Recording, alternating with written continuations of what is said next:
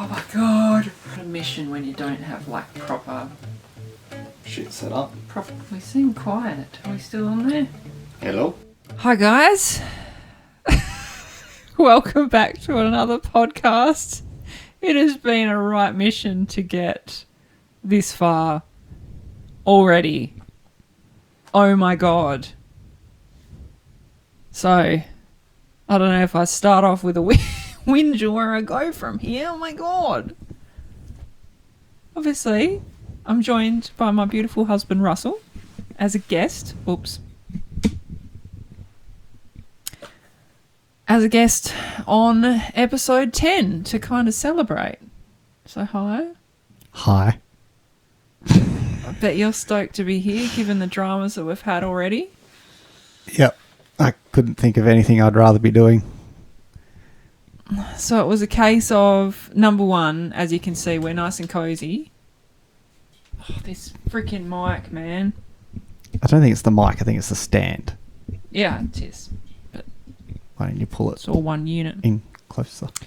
So yeah, number one, you can see we're tucked in nice and cozy because our house is just set up where do you find a space kind of big enough that still looks all right.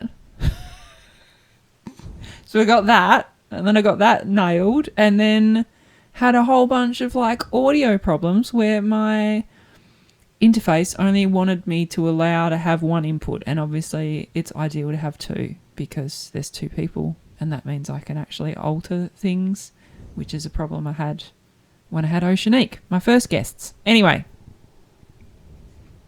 we're here. We're going to get this done. Neither of us feel amazing.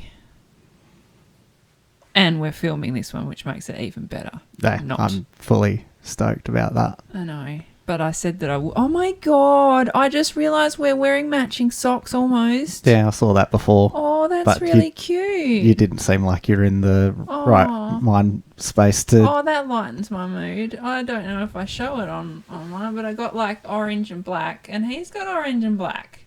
Yeah, but mine are Backbone. I was going to say, but shout out to Backbone. That is really... That is really flexible for you. So that's impressive. Since we've had Backbone on, shout out to Tyson with the Backbone Zone podcast. Yeah. And Tyson just being a general legend. GC. GC? Good. Oh, there we right. go. I'm trying to be well behaved. Yeah, thank you. I appreciate that. But like, as you guys know, life's been a lot. So showing up is pretty amazing that I'm doing it at all at the moment. And now we're both cracking ankles. Mine were toes. You're kind of wearing a lot of the BMX represent here now, actually, because you've got local on as well. Repping local Mike from Freo. So if you're in WA and you need BMX stuff, hit up local Mike. You'll get a crisp high five no matter what you do because Mike's just a legend. Did you get permission from these guys to have their brands on my channel? Advertising. Yeah, it is actually. It's free advertising, so... Yeah, and it's behind a paywall. I'm sure they'll be stoked. This one's not. Oh, cool. So I get to listen to this one. Yeah, the whole point of like episode 10 and having Russell as a guest was that like everyone was going to be able to listen to this one or watch this one on the YouTube channel. We have a target. We're trying to get 500... It's me. I'm trying to get to 500 subscribers. If you want to join, I'm like 70 odd off, I think, at the point of recording this. And I don't want to make 70 Hotmail emails to sign up. No. Oh, God, no. No, it needs to be genuine. Yeah. I want it to be proper people. Oh, well, I best take mine off then because I'm not a proper people. You are a proper people. Okay. I'm trying to think how I wanted to organise this podcast because I did have it kind of semi-planned. Yeah, I assumed you had a script. And everything's gone out the window with all the mess that just happened and cluttered my brain. I know Squid had a question. He did. So one of the things I did was a shout out on my social media and Patreon to say, do you have any questions or comments for Russell if he's going to be on the podcast? We did have a few, but first of all, I also promised that I was going to let people know why we felt it was appropriate for you to be on episode 10. Because it's our lucky number. Oh, was that a question to me, or is that just you I'm just like, monologuing? do we divulge why it's a lucky number? 10s just seem to pop up all the time in our life. That's probably the best. Well, I go into it if you want. I'm born on the 10th of the 10th, and I wasn't going to give away the entire thing, but yeah, you're born on the 10th of a month. I'm born on the 10th of a month. We just so happened to start dating on the 10th of a month, even though we didn't plan that. Or did you plan that? I didn't. No, I know you didn't. There was no chance I was planning anything. I was 15. Yeah, I think so. Yeah, young. And then, so get them young, train them up, and then you get a good one. So... Yeah, and then, both born on the 10th, started dating on the 10th, and then you went with that trend when you decided to propose. The second time I proposed. The first one did not count. I don't even properly remember. I think we were driving somewhere, weren't we? We were driving back from Bunbury after we just picked up your new car, and the car yard guy spent all the time showing you how to hook up baby seats and stuff, and... You made the comment to him that, oh, no, we're not having kids. We're not even married. And he's like, oh, well, he'll be proposing soon then. And as you were recounting that story, as we were driving past Bunbury Speedway, I was like, oh, we can get married if you want. That was not taken well. That's not a proposal. Well, technically it is. No. So when he properly decided to propose... and put in the effort that I'm worth, was the 10th of another month. And then, of course, once we got to that point, we were like, right, we have to get married on the 10th as well. So, yeah, lots of 10s. And as I said, another 10 that was lucky recently was when I was competing Teddy at Murray ODE, and Teddy and I have not had great luck in eventing so far. And I said to you that it would go well this time because I was number 55, which add the two numbers together ends up 10. And I'm like, see, 10s are coming up. This one's going to work out. And it was a pretty good, I mean, you weren't there. No. But it was a pretty good event. So to brag, Teddy finished second after his dressage phase, first after show jumping. What the hell? And then I completely blew it because I wasn't really there for... It's a competition, but I just actually wanted to have fun. And I had fun on the cross-country phase, but because I took my time and we had one refusal, we then dropped down to 8th, I think it was. But still a lucky number because we had fun and I was safe. Yeah. So, yeah, 10. 10 is lucky. Yeah. So you had to be on the 10th episode. And you knew it was going to happen eventually. Yeah, I was avoiding it. Yeah, I know. Doing 3 weeks of night shifts purely to avoid.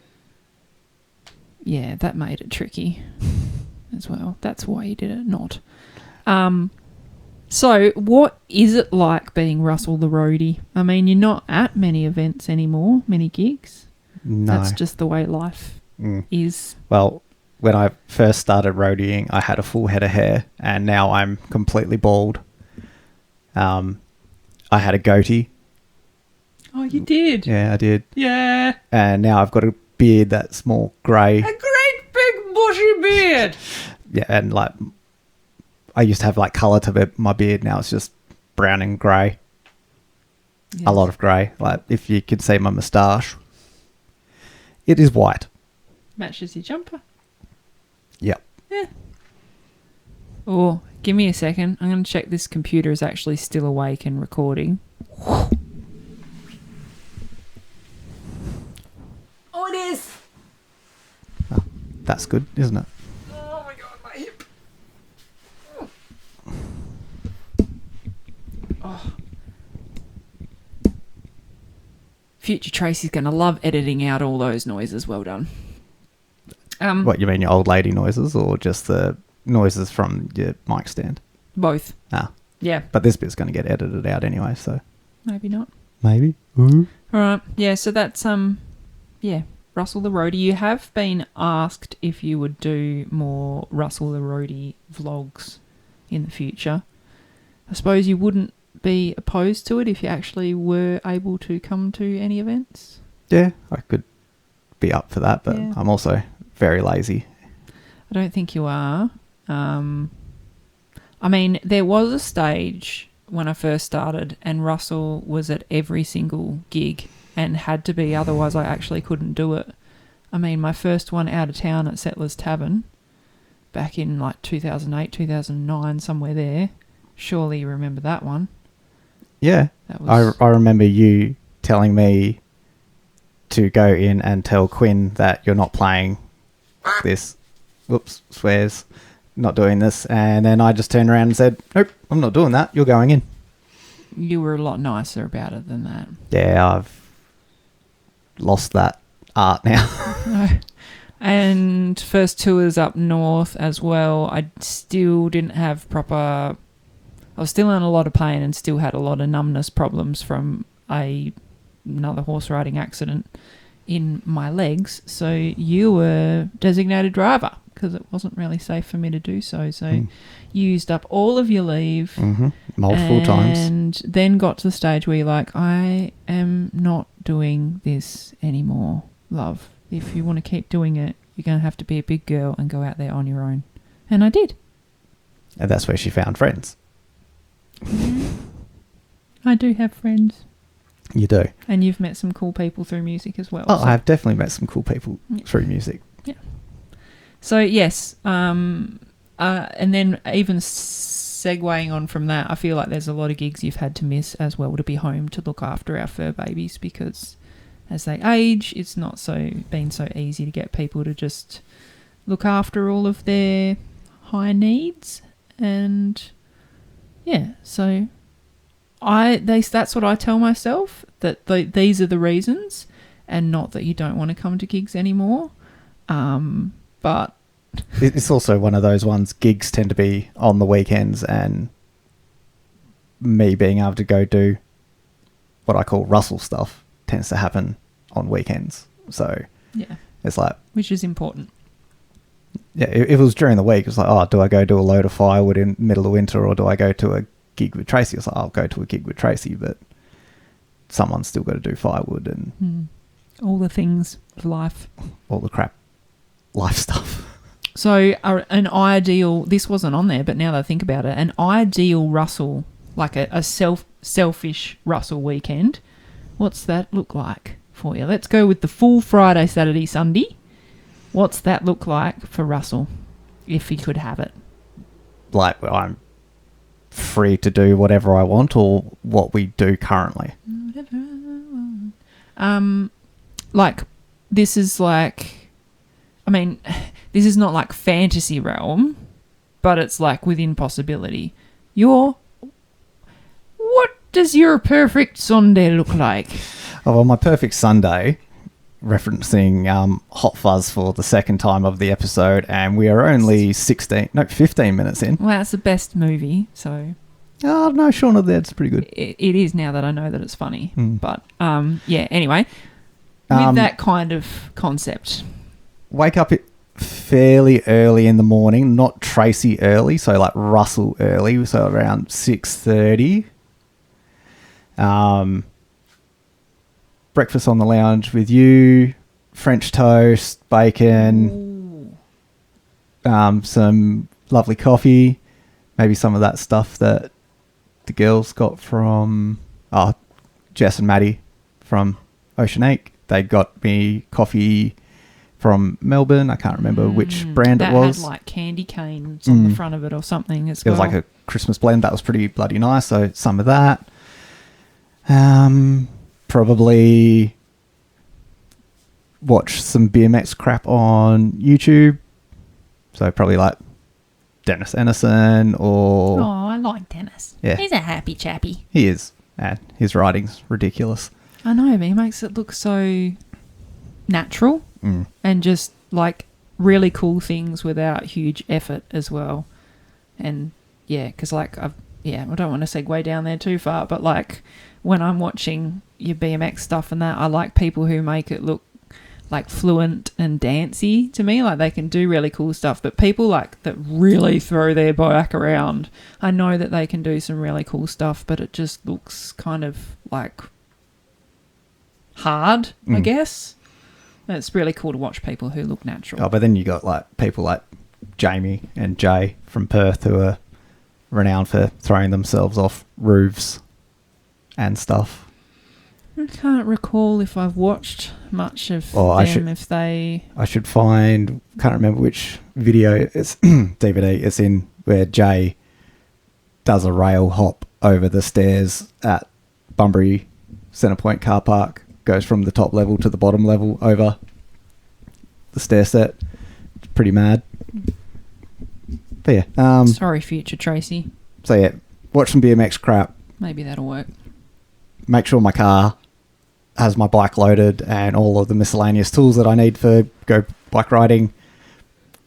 Drive to Bunbury, catch up with John and the Grommets and little Josh and Squeebo, and go for a ride. And Hot Dog! Hey, got to see Hot Dog. Gotta say Hot Dog! And Loki. Yeah. And then like cruise around, have, I don't know, some beers at Froth or Last Slice in Bunbury, and then Amanda can come so she doesn't get stuck at a skate park all day. These random names you guys aren't expected to know either. These are just like our friend circle, and they will know, and they will hopefully feel special because Russell's. Yeah. Yeah, and it's the easiest way to explain. Yeah. Catch up with your friends. Yep. Yeah, go ride, have some good food, have a couple of beers. Hopefully haven't hurt myself too badly, which doesn't generally happen. It doesn't happen very often that I don't hurt myself, is what I'm saying. Oh, right. Okay. Yep. That's more like it. Yeah. Well, and then drive home and spend the evening with my darling wife.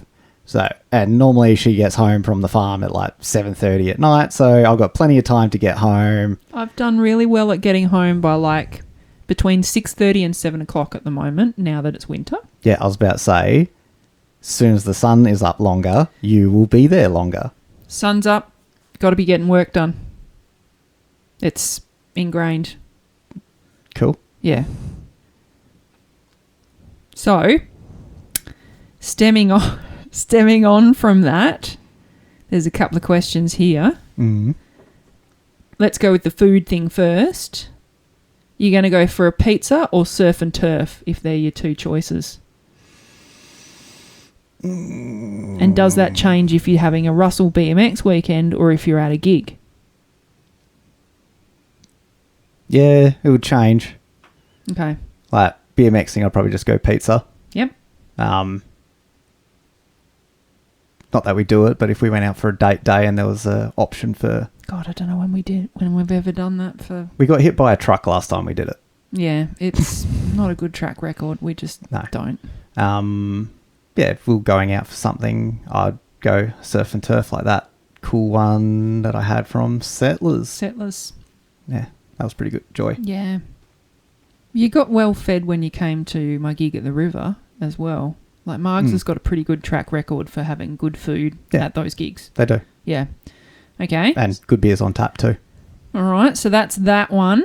And then stemming on from the beverages, because we had quite a bit of interest in you and beverages. So shout out not only to Seth Lowe, aka Squid, but also Pete and Nathan from Runner Chats. Left foot, right foot, blah, blah, blah.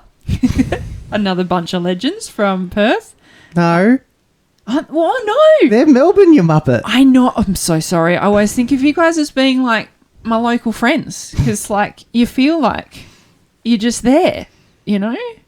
They were podcast in my ears for so long. They were. I went on so many adventures with them. Yeah. So they were good kids. Sorry. They need Melbourne. Come back and do the occasional pod. That would be cool. That would be cool. They need to start up by October next year because hopefully I'll be running a full Mara in Melbourne. Aim is to do 42 Ks for 42 years. 42.2, but yeah. Yeah, well, you've done a marathon. You've done a couple of marathons. I've done before. 2 marathons. Yeah. Mm-hmm. So time for another one. Yeah. Because my training's going so well at the moment. And I think he just, I can answer the question why he likes running. Russell likes running because he likes challenges, and that's also why he married me. Mm. And running is one of those things where I can listen to a podcast, I can listen to music, and I can just turn my brain off. I don't have to think too much. You do, you don't, but I do. If I'm running, I'm thinking about how friggin' hard this is, and I've got to keep pushing myself to just keep going. Mm. Yeah. You make it look way too easy. Well, after my last attempt about a month ago, it's like, oh, where can I go for an emergency bush poo? Oh, yeah. Yeah, that wasn't fun. No, we won't share that story. So stemming on from that, we will go with the brews, but I've broken it down even more. So I have 3 questions related around brews. Mm-hmm. What would be your favourite pre-gig beverage of choice? For first question. Generally anything beer flavoured with bubbles. I'm not super picky. I will take a beer from... See, this is where I say that was a trick question. Because you normally, when we're at venues, answer correctly. And you're like, when they're like, can I get you anything to drink? And he's like, no, mate, I'm right. I'll get everything set up here first and then I'll relax with a drink. So the right answer to that question would have been, I don't have a drink until I know Tracey's all good. So, in other words, I'm never allowed to have a drink. But no, that's okay. Anything beer related to try and handle me while my nerves are there. Yep. Then, breaking down the second 2, what would be your favourite winter beverage choice and summer beverage choice? Because I imagine that changes. It probably should. What? People do think it's odd if you drink stouts in summer, but I love me a stout. So stout through and through. Yeah, stouts are good, but I can find enjoyment in most of the craft beers. There's only been a few that have not been... I've not been the target demographic for those beers. So beer in general is your choice of beverage. You're not really like a whiskey or a scotch or a vodka. Spirits are absolutely wasted on me. Wine. Ugh. The closest I've got to wine was, I think Beer Farm have done it, and Rocky Ridge have done some like wine/beer hybrid things. Were quite nice. Shirazaweiss or something. Oh yeah, back before I knew I was gluten intolerant, that was joy. That was a limited release from Beer Farm. I don't know if they've still been doing that. Been a while since I've been back there. And also need to get you to try spiced what do they do for the wintry brews at the cidery and stuff that we like mulled wine. My brain is fried, but yeah, but it sounds like it's got wine in it. It does, strangely. It really does. All right, so that's your beverage. That's probably not enough beer talk for what the listeners wanted, but we can always have Russell back again, so you just got to ask more questions. But if you're interested in beer talk, Rocky Ridge have just released a podcast, Between Two Rocks. Oh yeah, they had one. They're on episode 2. The first episode was with Ross the head brewer and Hamish, I think that's his name. I'm having a complete brain fart. Yeah, to be fair, we're doing well to be functioning at all. So, but yeah, shout out to them and their podcast then, because they're a legendary venue as well. That would be one of your favourite breweries, I think, isn't it? For sure. Yeah. Rocky Ridge is pretty well up there. Yeah, if I'm going for a present idea, and one of Russell's present idea requests is always like craft beer. He'll buy it for himself, but he's also like, if somebody else gives it to him, then that's permission to drink more, I suppose. It's just an opportunity to have more different things in the fridge. And I just kind of know that if I go to Rocky Ridge and I just walk into their fridge and pull anything... It's a cool room now. That's a cool room, yeah. And pull anything off the shelf, that he's pretty much going to be stoked. So, yeah, it makes easy gift shopping for me. And it's only like an hour and a half drive away. Hour 40-ish. And they do have online as well, which I think most breweries do these days. Yeah, I think you got to. Direct to customer. So, yeah, there can be more brew talk if you request. You got to comment below and like and all that stuff. So professional. Okay, out of the shows of mine that you've missed, is there any you can think of that you wish you could have been at? George Thorogood. Good work there, Trace. The George Thorogood gig at Freo Prison. Yeah. With Videli. Yeah. Oh, that would have been cool to have you there. Because that would have been good. Like, I would have liked to have gone to it with you not knowing that I was there. Aww. That way, like, you could just focus on you doing you, which I think when you don't overthink things too much, you tend to do the better gigs. Which is a rare occasion because I'm always overthinking every single breath that I take in life.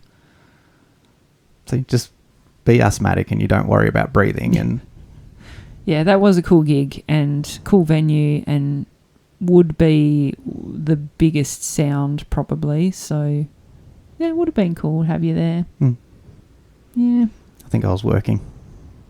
I believe so. I had a feeling it would have been a night shift.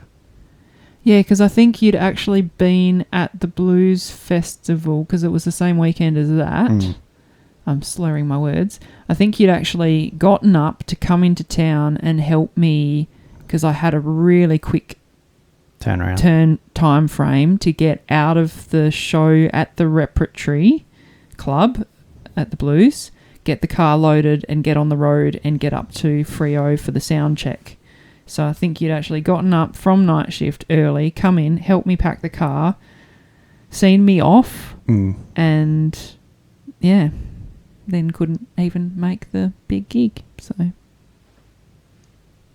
I just know, because I can see the camera, I just noticed this bright pink thing. I'm like, what's that? Oh yeah, that's right. That's my tag on the guitar case.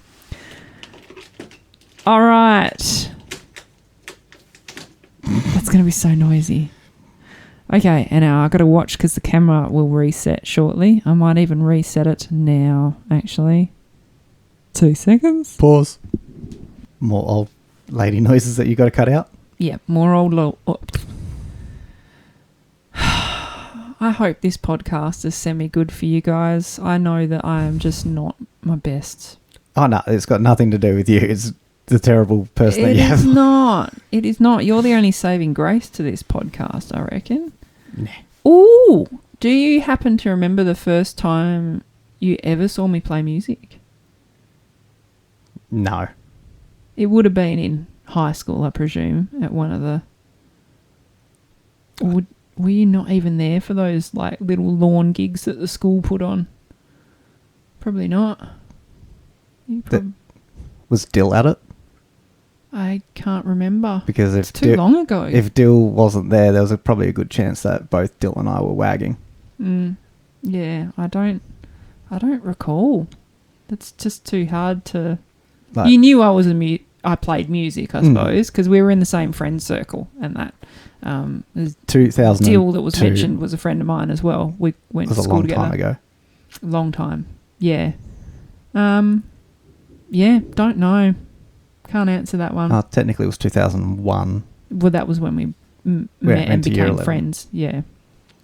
Don't know. That's a bit of boring answer, isn't it? Sorry, do I ever ask that one? And last of all is a very cute one. It's just smiling. It's not, hey? You're smiling, so... Yeah, it's not even it is a question. Actually, it is worded as a question.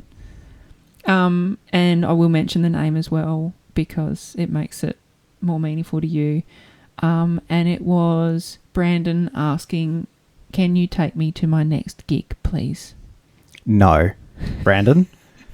All the Snapchats you send me are at stupid o'clock in the morning, 8 days a week. Yeah. You play too many gigs. He's a machine. Like, he gigs so much and plus ridiculously good. Works full time as well. I know. And stays happy. He's just a happy person. I think that's more to do with the lovely ladies in his house. Oh, that too. Yeah. Shout out. We love you guys. So you wouldn't even do it for Linda Cuddles? I haven't actually had Linda Cuddles. Haven't you? No. My God. You're going to have to clarify who Linda is. No, it's way too fun not to. Linda, especially after mentioning the women he lives with. Yeah. Linda is their pet guinea pig. And she is amazing. She's beautiful. And adorable. And again, you can't help but smile when you look at Linda. So, yeah. So that's a no. Sorry, Brandon. I tried, you know. But I do like the idea of only having to carry like one. He's piece. so organised. Like our bass, our pedal board. Yeah. Yeah. I don't even know if he has like a proper pedal board. Well, he's very organised about his stuff. So like last setup I looked at, he could actually just put everything on his back as like a backpack style and just walk to the gig, which is so smart when you live in the city. And then you've got me who just overpacks everything, but it is also the sound. So, and I'm one person trying to fill a lot of sound. That's my defence. I'm sticking with it. Yeah. And you play originals. Shots fired. Yeah, I think I had. We've already gone so long, but I'll add this on anyway because I also had some audio come in from Jess and Maddie while they're in Canada from Oceanique, from the podcast I did with them, a little carryover that I might share as well because it's the 10th episode, but that might be only on the podcast, not on the YouTube. Sorry, guys. I don't know. So you're just going to splice there? Yeah, Yep. I'll splice it in. Hello, it's Maddie here. So based on the past week, what advice I would give my past self would be to remember that rest is just as important as doing all the things, and it should be factored into the schedule. And my favourite road trip snack is dark chocolate almonds and maple roasted cashews, purely the maple roasted cashews because we're in Canada at the moment and we've tried them and they are so yummy. And I don't know how I'm going to live without them when I go back to Australia. Okay, so it's Jess here. And based on the past week, the advice that I would give my past self is that you've got this. I feel like sometimes touring can be just as scary as it is exciting. And once you've done all the shows, you realise that it's actually really exciting. And sometimes you just need a little reminder that you can do it. And my favourite road trip snack is our tofu, cheese and pickle bagels that Maddie and I pre-made and we ate by the river on one of our long drives. Love you, Trace. But then I'm thinking about asking you the questions that I asked them to answer. And that was... Based on the past week, what advice or quote would you share with your past self?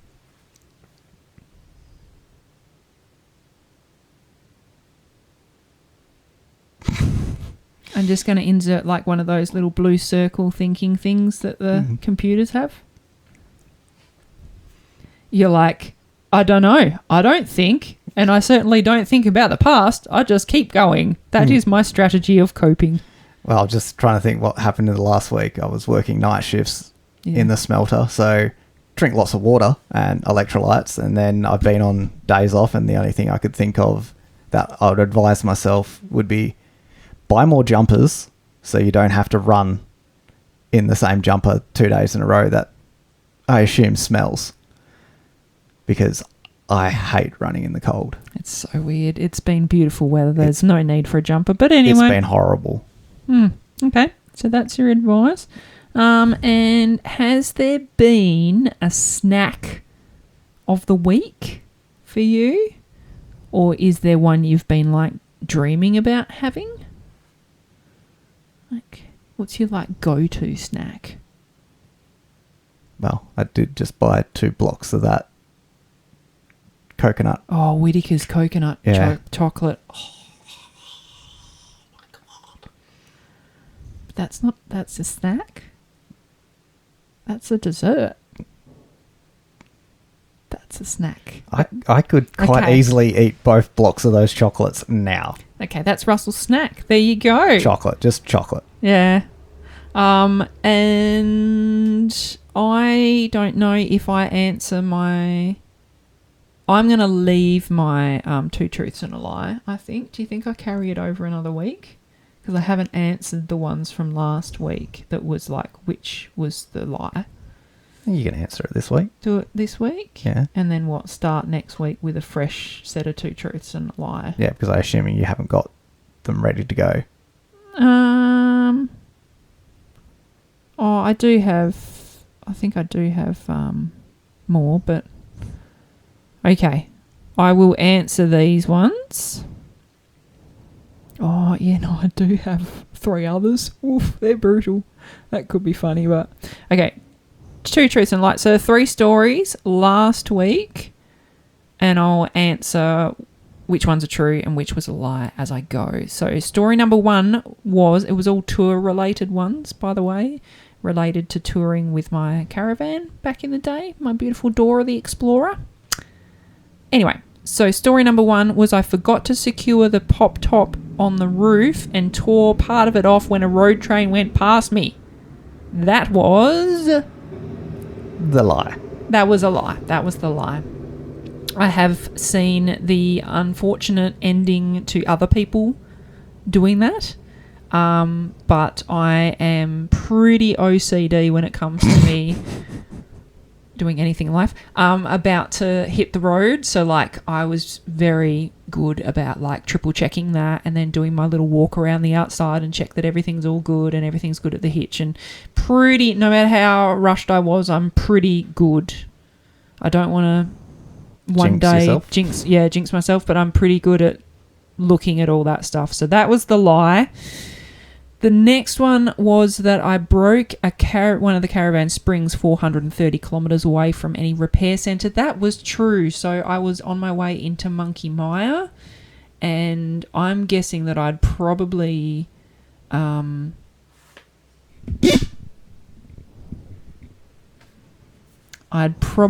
fatigued. The springs were original, the leaf springs. So... They were 1 billion years old. It was cactus. a 1977 one and caravan, and God, we'd done the East Coast trip in it at that stage, all the way across the Nullarbor and up to Byron Bay and back. In less than 6 weeks. And across the Great Ocean Road, which really tormented her. Yeah, I don't want to do that drive again. So we had done a lot, and then I'd gone on this trip up north on my own. So I don't think it was necessarily that instant. I think it was a bunch of fatigue prior to that. But I literally had pulled over for a quick pit stop, pulled off the curb nice and gentle, and heard a bang and saw my caravan go whoop. And I was like thinking lots of bad words that I can't say on a podcast. But when I pulled back over and had a look, I had 1 leaf remaining on the springs, so I was like, if I'm really ultra careful, I might be able to hobble my way into Monkey Mire, and then I've got somewhere to park my caravan that's safe while I try and get a spring or play the gig or all of that stuff. And the crew there were friggin' phenomenal. So what ended up happening is I made it to Monkey Mire with a very severe lean on the caravan, and then I played the gig that night. But the crew there were so good. They're like, if you can get down to Geraldton and pick up a spare spring, we will fit it for you for free. This is just the regular park maintenance crew there, so that you can get home. Which was better than my plan once I'd found out I had organised myself, my ute, a heap of tools, and John was going to come and give me a hand, and we were going to stop at a skate park or two on the way up and back to make it worthwhile. It would be worthwhile just to see me after I'd been away on tour all that time. Excuse me? Yeah, but we also had to drive back by ourselves. Yeah, I know. Anyway. Stop being all fucking touchy. I don't know. I was just trying to make it, I don't know. But yeah, so I played the Monkey Mia gig, arranged that with them, went down to Geraldton, played a gig there, and then went shopping for leaf springs and U-bolts with some chauvinistic people who, I doubt myself anyway. I think most people know that. But I had very carefully done the measurements, and I deep down I knew what I was shopping for, and they were doing the, no, love, these are the ones you need, all right? Like, we know better than you. You just take this and be on your merry way. And also, we kind of can't be stuffed with you. Just get out of our shop. So I finished up following what they wanted, got all the way back up to Monkey Mia, which is not actually a short trip either. Got there, and guess what? The spring was slightly too short because what I had given them was correct and what they had given me was wrong. Same with, can't remember which way around it was, but I either needed the square bolts that I don't think there are actually called U-bolts. Yeah, but yeah, and they'd given me the rounded ones when I'd said it wasn't going to cup the spring properly. It was had a square axle, not a round axle. It was just, anyway. So I then, after that, still maintenance crew, beautiful people, got it on, and I drove that caravan all the way home with it crab walking across the road for having one side shorter than the other. But I got home. So yeah, that's a very long-winded answer, but it felt like too good a story not to share. But that was quite an adventure. Shout out to Monkey Mia crew. Beautiful people. This is one of the things about touring. I had some crazy stuff go wrong, but I always seemed to land on my feet meeting some really amazing people out there.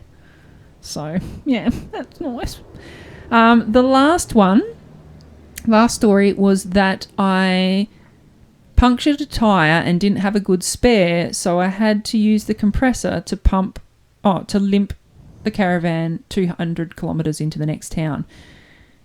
Which is a true story, but you didn't have a puncture. No. You had a split in the original rim on Dora. I split the rim heading into... Oh my God, I can picture the campsite and I can't think of the name now. It was south of Carnarvon anyway, so Carnarvon was the next town to get to, and that was over 200 k's obviously. And yeah, anyway, because I didn't have phone reception, I didn't really know what to do with a split rim, I just knew that it was stuffed.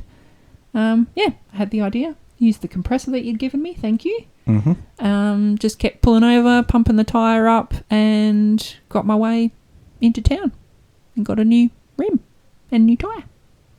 All good. So that was a true story. Right. So 3 news stories.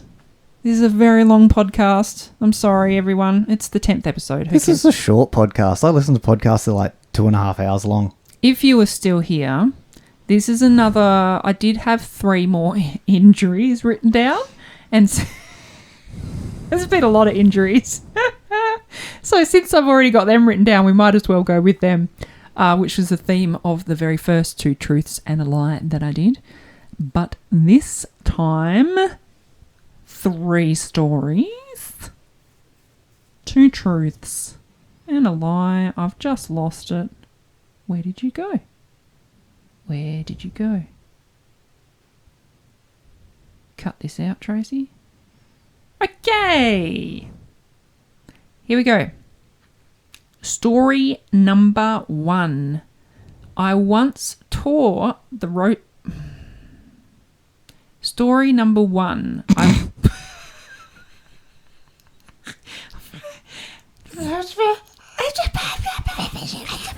Story number 1. I once tore my rotator cuff lifting music gear. Story number 2.